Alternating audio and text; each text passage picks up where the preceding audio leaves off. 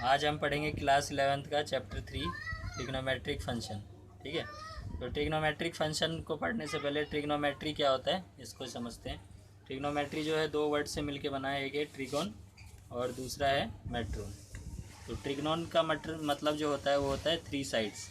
ऐसी फिगर, ऐसा फिगर जिसके 3 साइड्स हो तो क्या होता है, वो ट्राइंगल होता है ना। तो ट्राइंगल बोल सकते हैं, ट्रिगोन का मतलब ट्राइंगल बोल सकते हैं। और मेट्रोन का मतलब होता है मेज़र करना। ठीक है, ये मेज़र लिखा मैंने, मेजरिंग।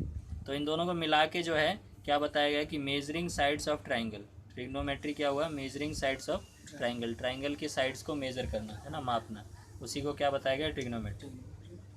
अब इस सब्जेक्ट का, इस जो चैप्टर है ये है ना, ट्रिग्नोमेट्री जो है, इसको क्यों बनाया गया, तो इसका रीज़न क्या है, to solve problem related to geometry of triangle. मतलब ज्योमेट्री ऑफ ट्राइंगल से रिलेटेड प्रॉब्लम को सॉल्व करने के लिए। जैसे जैसे ही उसने बोला ट्रिग्नोमेट्री ट्राइंगल के साइड्स को मेज़र करना है, तो एक ट्राइंगल बनाया जाएगा, है ना। तो साइड के साथ साथ अब हम बहुत सारी उसकी ज्योमेट्री के बारे में भी डिस्कस करेंगे कि ये साइड का कुछ लेंथ है, इस साइड का कुछ लेंथ है, तो पूछ लिया इस साइड का लेंथ बताओ, है ना। तो उसके लिए हमें इसके एंगल्स को पढ़ना पड़ेगा।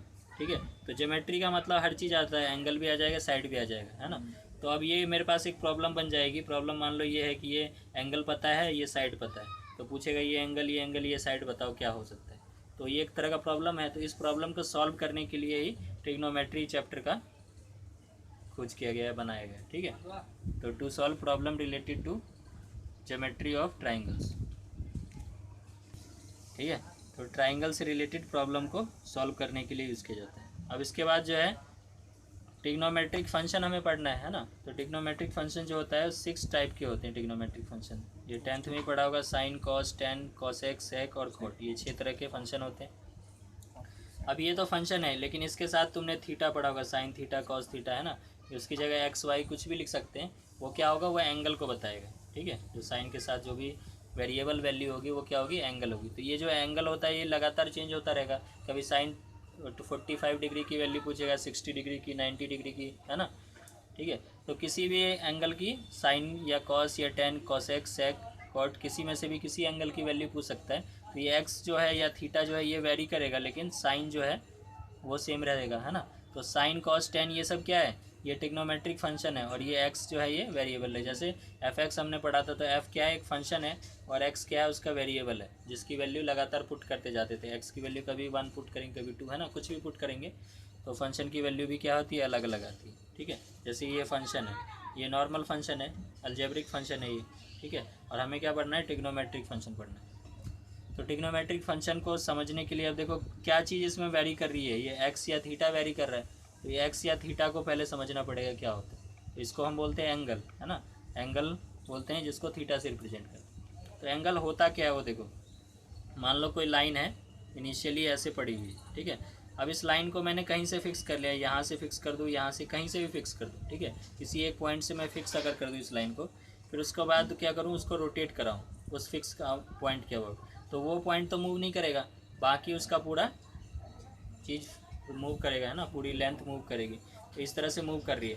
तो ये जो मूव किया उसने, मान लो यहाँ से यहाँ तक चला गया, पहले यहाँ था फिर यहाँ आ गया।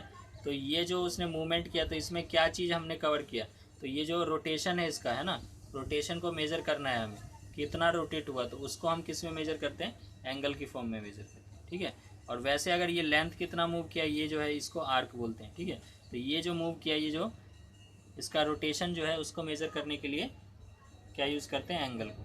ठीक है ना। वो किसी फिक्स पॉइंट के अबाउट रोटेट कर रही है, रोटेट मतलब घूम रही है ना। तो हम उसके घुमाव को मेज़र करना चाह रहे हैं, तो कैसे मेज़र करेंगे, हम एंगल के अकॉर्डिंग मेज़र करेंगे। ठीक है, जैसे लेंथ को मुझे मेज़र करना है, तो कैसे मेज़र करोगे, मीटर में मेज़र करोगे, है ना। बोलोगे 10 मीटर, 50 मीटर, मैं यहाँ से कहीं जा रहा हूँ तो मैं इतने किलोमीटर चल गया, ऐसे मेज़र करूँगा, है ना। जैसे अगर मुझे वेट मेज़र करना है, ये कितने वजन है इसका, तो केजी में मेज़र करूँगा। तो वैसे ही एंगल को, वैसे ही रोटेशन को किस में मेज़र करेंगे, एंगल में मेज़र करेंगे। ठीक है, समझ में आई बात, है ना। तो एंगल होता क्या है, angle is measure of rotation, है ना। क्या बोलेंगे, measure of rotation, rotation of a given रे अबाउट इट्स इनिशियल पॉइंट, है ना, अबाउट इट्स इनिशियल, ठीक है। इनिशियल पॉइंट के अबाउट इसके रोटेशन को मेजर किया जा रहा है ना। इनिशियल क्या पॉइंट था, ये लाइन था, ठीक है। कोई रे जो है, रे का मतलब रेखा होती है, लाइन होती है, ठीक है। तो एक जो रे था वो इनिशियल पॉइंट पे ऐसे था, फिर थोड़ी देर बाद वो मुझे दिखा ऐसे यहाँ पे पहुँच गया, यही लाइन ऐसे रोटेट हो गई। तो ये कितना ये मूव कर गई, इसको मेजर करेंगे, करने के लिए क्या पढ़ेंगे हम, एंगल की बात करें, ठीक है। तो यही हमने पढ़ा था, बचपन से पढ़ते आ रहे हो एंगल, है ना। तो क्या होता था ये चीज़, ठीक है। अब एंगल में भी दो चीज़ें होती है। अगर एंगल में इस तरह से घुमा रहा हूँ, ये कौन सी डायरेक्शन है उसको समझो पहले। जैसे घड़ी तुमने पढ़ देखा होगा, तो घड़ी में सुई किस तरफ चलती है, घड़ी की सुई ऐसे इस तरफ चलती है, ऐसे, है ना, इस डायरेक्शन में चलती है, ठीक है। तो जब इस डायरेक्शन में चलेगी तो इसको बोलते हैं क्लॉकवाइज डायरेक्शन। क्या बोलते हैं, क्लॉकवाइज डायरेक्शन, ठीक है। कौन सी डायरेक्शन, क्लॉकवाइज, मतलब घड़ी की दिशा में मूव करना, उसको क्या बोलेंगे, क्लॉकवाइज, ठीक है। अगर वो अपोजिट डायरेक्शन में घूमने लग जाए घड़ी, तो इसको बोलेंगे एंटी क्लॉकवाइज। क्या बोलेंगे, एंटी क्लॉकवाइज, ठीक है। तो जो रोटेशन की दो डायरेक्शन होती है, एक होती है क्लॉकवाइज, एक होती है एंटी क्लॉकवाइज, ठीक है। तो जब भी ये देखो, अभी कैसे मूव किया, इस तरह से मूव किया। अगर मैं इसको इस तरह पे बनाना चाहूँ तो कैसे मूव कर रहा है, ऐसे कर रहा है। तो कौन सा डायरेक्शन है ये, एंटी क्लॉकवाइज है, एंटी क्लॉकवाइज है ना। तो एंटी क्लॉकवाइज डायरेक्शन को कैसा मान के चलेंगे, पॉजिटिव डायरेक्शन, ठीक है। जब भी कोई लाइन, है ना, अपने इनिशियल पॉइंट से एंटी क्लॉकवाइज डायरेक्शन में रोटेट करेगी, तो एंगल को हम कैसा मान के चलेंगे, पॉजिटिव एंगल मेजर हो रहा है। कैसा एंगल है वो, प्लस में एंगल है, ठीक है, प्लस थीटा, है ना, 10 डिग्री 5 डिग्री जो भी बोलते हैं, वो कैसा होगा, पॉजिटिव एंगल होगा। कैसा एंगल होगा, पॉजिटिव, ठीक है।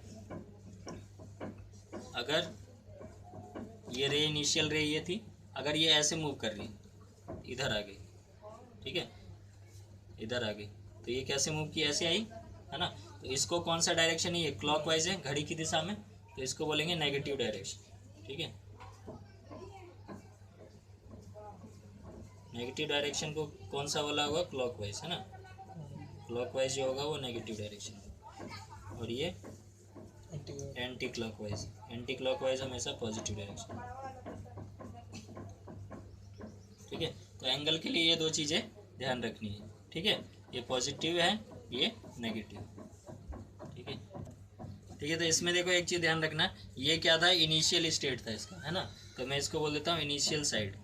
क्या है ये, इनिशियल साइड, जो शुरुआत में जो लाइन थी, फिर बाद में कैसे हो गई, यहाँ चली गई, तो इसको मैं फाइनल बोल सकता हूँ या टर्मिनल साइड बोल सकता हूँ, ठीक है। क्या बोल दूंगा, टर्मिनल साइड, ठीक है। वैसे यहाँ पे ये इनिशियल है और ये टर्मिनल है, ठीक है।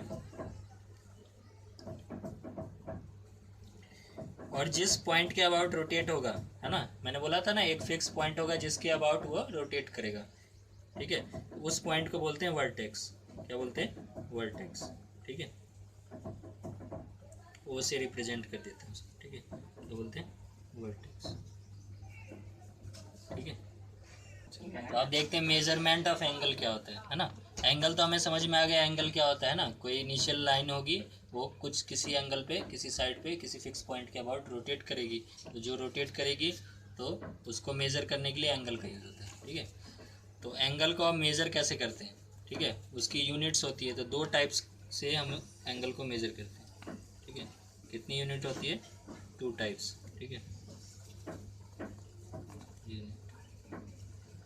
एक होता है डिग्री मेजरमेंट,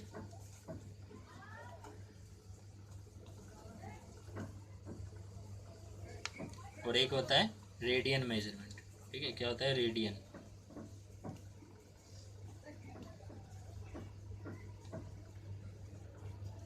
ठीक है। तो डिग्री तो 10th में ही पढ़ा होगा, डिग्री मेजरमेंट, है ना। वैसे रेडियन भी पढ़ा होगा लेकिन ध्यान नहीं होगा, ठीक है। डिग्री मेजरमेंट कैसे होता है, जैसे एक लाइन है, इनिशियल स्टेट उसकी ये होगी, ठीक है, इस फिक्स्ड पॉइंट के वो, है ना, ये इनिशियल स्टेट है। अब जब ये लाइन, तुमने ये पढ़ा होगा कि जब ये लाइन जो है पूरा रोटेट करके वापस इसी स्टेट पे आ जाए, है ना, ऐसे घूम करके वापस आ जाए, तो कितना एंगल वो कवर कर लेती है, 360 डिग्री, है ना। तो ये हम किस में मेज़र किया हमने, डिग्री में, ठीक है। ये टोटल एंगल कितना होगा, एक पॉइंट के अबाउट 360 डिग्री, है ना, डिग्री इस तरह से लिखते हैं, ठीक है। तो यही डिग्री मेजरमेंट तुम्हें पता ही है ना। तो total angle about a fix point, है ना, अबाउट अ फिक्स पॉइंट, किसी फिक्स पॉइंट के अबाउट टोटल एंगल कितना होता है 360 डिग्री, ठीक है। तो 1 डिग्री कितना होगा, अगर ये टोटल 360 है ना, तो इसको अगर 360 से डिवाइड कर दूं तो कितना आ जाएगा, 1 डिग्री आ जाएगा, है ना। तो 1 डिग्री का जो डेफिनेशन होता है वो क्या होता है, rotation from initial side of A terminal side is 1/360 of revolution. अगर टोटल एंगल का 1/360 भाग निकाल लूँ तो कितना डिग्री हो जाएगा, 1 डिग्री हो जाएगा, है ना, ठीक है। तो total angle about a fix point divided by 360 अगर कर दूँ तो कितना डिग्री आ जाएगा, 1 डिग्री आ जाएगा, है ना। तो 1/360 पार्ट ऑफ 1 कंप्लीट रोटेशन, है ना,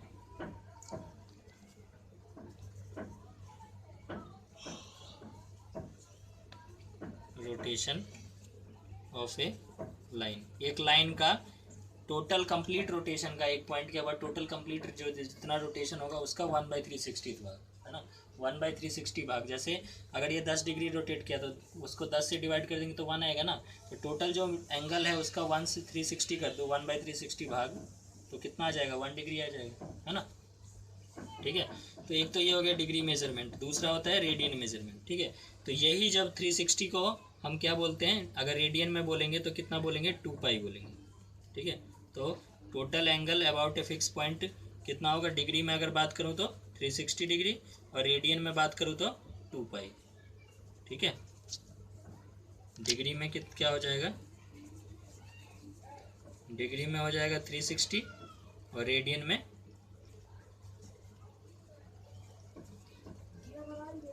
2π, ठीक है। तो ये बोल सकते हैं हम 360 डिग्री इजकल टू 2π रेडियंस, है ना। तो यहाँ से हम क्या बोल सकते हैं, 360 डिग्री इजकल टू 2π रेडियंस, ठीक है, ये होता है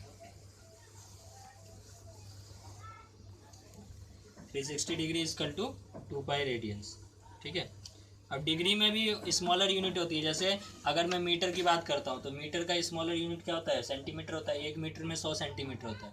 उसी तरह से हम डिग्री को भी और स्मॉलर यूनिट में ब्रेक कर सकते हैं, ठीक है। लेकिन अभी हम पढ़ लेते हैं, अभी यहाँ से हमने देख लिया डिग्री और रेडियन में रिलेशन देख लिया, तो यहाँ से हम इसी के बीच में कुछ रिलेशन और निकाल लेते हैं, ठीक है। उसके बाद उस चीज़ को हम देखेंगे। तो जैसे 360 डिग्री इजकल टू 2π रेडियंस है, तो 1 डिग्री कितना हो जाएगा, 1 डिग्री को अगर रेडियन में कन्वर्ट करना हो और रेडियन को डिग्री में कन्वर्ट करना हो, तो यहाँ मैं लिख देता हूँ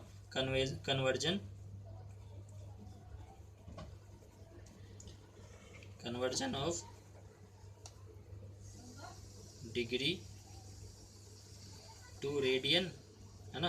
डिग्री से रेडियन में जाना है मेरे को, ठीक है। कभी मुझे 360 डिग्री दिया है तो उसको पूछेगा कितना रेडियन होता है, तो मैं बोल दूंगा 2π रेडियन होता है। अगर कभी वो मेरे से पूछ लेगा कि 25 डिग्री है तो कितना रेडियन होगा, तब कैसे बताओगे, तब तो यहाँ से नहीं पता चलेगा ना। तो मैं 1 डिग्री की वैल्यू रेडियन की मैं निकाल लेता हूँ, ठीक है। तो यहाँ मैं देख रहा हूँ 360 डिग्री इजकल टू क्या है, 2π रेडियंस है, ठीक है, 2π रेडियंस है। तो 1 डिग्री इजकल टू क्या हो जाएगा, ये तो पढ़ते हुए आ रहा हो ना, इसको डिवाइड में ले जाते हैं, तो 2π/360 रेडियन, है ना।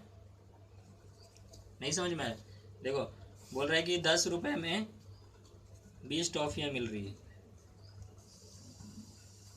तो 1 रुपये में कितनी मिलेगी, 2 मिलेगी। तो कैसे पता चल रहा है, 10 से डिवाइड में चला जा रहा है ना 10, तो डिवाइड करोगे तो कितना आ जाएगा, 2 ही तो आ जाएगा, 2 टॉफ़ी मिलेगी 1 रुपये में, है ना। इधर रुपीज़ है, इधर टॉफ़ी, ठीक है। तो वैसे 360 डिग्री में 2π रेडियन होता है, तो 1 डिग्री में कितना रेडियन होगा, 2π/360, है ना, इतना रेडियन होगा। तो कभी भी हमें डिग्री दिया हो और रेडियन में कन्वर्ट करना हो तो ऐसे कर लेंगे, है ना। अब यहीं पे तुमसे पूछ ले कि 10 रुपये में 20 टॉफ़ियाँ हैं, 1 रुपये में 2 आ गई, तो 5 रुपये में बताओ, तो 5 रुपये के लिए क्या करोगे, 5 रुपये में 10 टॉफ़ी आएगी, क्या करोगे? मल्टीप्लाई कर दोगे ना। अब जैसे बढ़ रहा है, इंक्रीज होता है तो क्या करते हैं? मल्टीप्लाई कर देते हैं। तो 2 × 5 टॉफ़ी कर दोगे तो कितना आ जाएगा? 10 टॉफ़ी आ गया। समझ में आई ये चीज़, है ना? ठीक है, समझ में आ गई ना। तो उसी तरह से अब तुम्हें कभी क्वेश्चन में पूछेगा 1 डिग्री की वैल्यू तुम्हें पता है, 1 डिग्री को रेडियन में कन्वर्ट करना तुम्हें आ गया, है ना। 1 डिग्री दिया रहेगा तो उसको रेडियन में इतना होता है। तो ऐसे ही क्वेश्चन में पूछ लेगा 25 डिग्री को रेडियन में कन्वर्ट करो, तो कैसे करोगे? अगर 1 डिग्री की वैल्यू पता है, तुम्हें 25 डिग्री की वैल्यू नहीं बता सकते हो, मल्टीप्लाई कर दोगे इसमें, है ना। यही किया ना, 1 का पता है तो 5 का क्या होगा? मल्टीप्लाई हो रहा है ना। ठीक है, तो वही है। समझ में आई बात, है ना। तो डिग्री से रेडियन में कन्वर्ट करना समझ में आ गया अच्छे से, है ना। अगर मुझे डिग्री में दिया हुआ है उसको रेडियन में कन्वर्ट करना है तो क्या करूँगा? 2π/360 से मल्टीप्लाई कर दूंगा। 25 डिग्री इक्वल टू क्या हो जाएगा? 2π/360 × 25 रेडियंस। समझ में इतनी बात, है ना। ठीक है, और छोटा इसको बनाना चाहो तो 2 से अगर इसको काट दो तो कितना आ जाएगा? 180 हो जाएगा, है ना। तो इसको जो फॉर्मूला होता है, क्वेश्चन देखोगे किताब में, तो 2π/180 इंटू जो भी डिग्री में दिया रहेगा, 25 दिया तो 25 इतने रेडियंस। ठीक है, ये हो जाता है फॉर्मूला। π/180 से मल्टीप्लाई करना होता है। 2π/360 से मल्टीप्लाई कर लो या π/180 से मल्टीप्लाई कर लो, एक ही बात है ना। तो ये फॉर्मूला याद कर सकते हो, π/180 इंटू जितना डिग्री दिया रहेगा उससे मल्टीप्लाई कर देना। ठीक है, ये ध्यान रखना। अब इसी तरह से मुझे डिग्री टू रेडियन गए, अब रेडियन टू डिग्री बोल देगा, तब क्या करोगे, है ना। फिर से इस पे जाएंगे हम। ठीक है, अब मैं बताता हूँ डिग्री टू रेडियन कैसे कन्वर्ट करते हैं। ठीक है, तो मैं क्या बता रहा हूँ, कन्वर्जन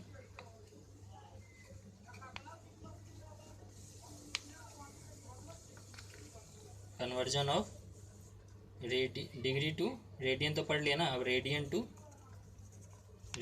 डिग्री। ठीक है, कभी मुझे क्वेश्चन क्या दिया होगा? रेडियन में इतना एंगल है तो बताओ डिग्री में कितना एंगल हो, ऐसे बोल देगा ना क्वेश्चन में, है ना। बोलेगा कि डिग्री में, रेडियन में इतनी वैल्यू है तो डिग्री में बताओ। तो फिर से उसी फॉर्मूले पे क्या था? 360 डिग्री इजकल टू 2π रेडियन। ठीक है, ये मैंने बताया। अब इसी को यूज़ करेंगे। ठीक है, मुझे कहाँ से जाना है? रेडियन टू डिग्री जाना है, तो रेडियन को इस साइड ले लूँगा, डिग्री को उस साइड ले लूँगा। ठीक है, तो मैं बोलूँगा 2π रेडियन, है ना, इजकल टू 360 डिग्री। और 1π की वैल्यू, 1 की वैल्यू बता दूंगा, है ना। 1 रेडियन की वैल्यू बता दूंगा। 1 रेडियन की वैल्यू कितनी हो जाएगी? 360/2π। 360/2π। ठीक है, ये क्या है? डिग्री। किस में? ये डिग्री में। ठीक है, जो भी आंसर आएगा। अब मेरे से पूछेगा कि 5 रेडियन की वैल्यू बताओ क्वेश्चन में, तो क्या करूँगा? 1 रेडियन की पता है तो 5 के लिए क्या करूँगा? 5 से मल्टीप्लाई कर दूँगा, है ना। ठीक है, तो इसको अगर छोटा कर देंगे, वैसे बाद में बता देता हूँ। 5 रेडियन इजकल टू क्या हो जाएगा? 360/2π इंटू 5, है ना, और इतना डिग्री, है ना। ये डिग्री में आ गया। ठीक है, डिग्री में लिख लो अगर यहाँ नहीं समझ में आया तो डिग्री, ये डिग्री में आ गया। ठीक है, और छोटा फॉर्मूला कैसे याद करेंगे? इसको काट दोगे, 180/π हो जाएगा। तो ऐसे लिख देता हूँ मैं, 180/π इंटू 5। ठीक है, डिग्री, है ना। तो ये फॉर्मूला हो गया। कभी भी मुझे रेडियन टू डिग्री जाना होगा तो क्या करूँगा? 180/π से मल्टीप्लाई करूँगा उसको। 5 रेडियन की वैल्यू पूछा है तो 180/π से मल्टीप्लाई करूँगा। ठीक है ना। और डिग्री से रेडियन जाना है तो क्या करूँगा? π/180 से मल्टीप्लाई करूँगा। ठीक है, तो अब यहाँ पे लिख देता हूँ, degree to radian, degree to radian जाना है तो क्या करूँगा? Multiply with